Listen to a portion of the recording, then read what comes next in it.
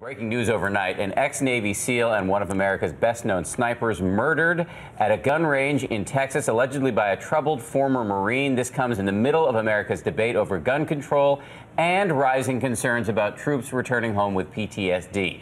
ABC's Rena Ninan is on the story in Washington this morning. Rena, good morning to you.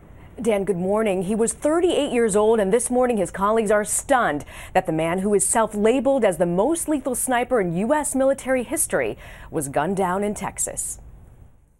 He was the man dubbed as America's deadliest sniper, a member of Navy Team SEAL 3, shooting targets the length of 21 football fields away. Chris Kyle, who served 4 combat deployments and earned 7 medals of bravery, shot Saturday at the place he should have felt most at home, a Texas gun range, along with his neighbor. Tap, rack, bang. Audiences know Kyle from the reality show Stars and Stripes and from his New York Times best-selling book, American Sniper, reported to have shot down more Iraqi insurgents than anyone else. You were so well known by the Iraqi insurgents that you were fighting that they put a $20,000 bounty on your head. Is that right? Yes, sir.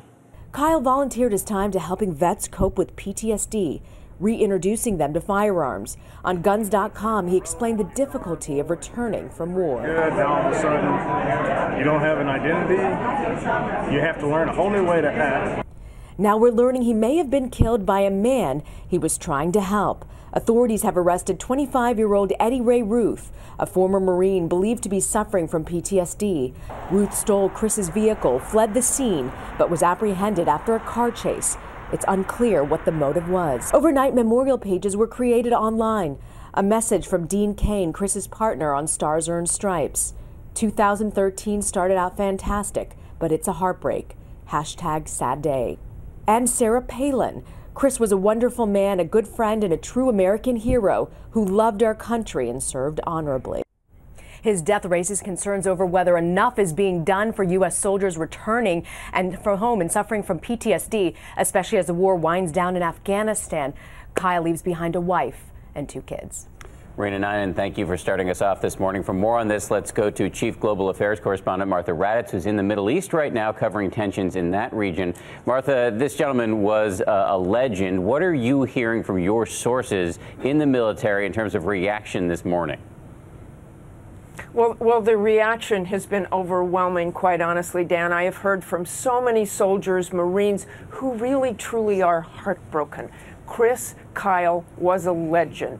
People looked up to him. People who didn't know him, they've all read his book, and this morning there is just overwhelming sadness about this.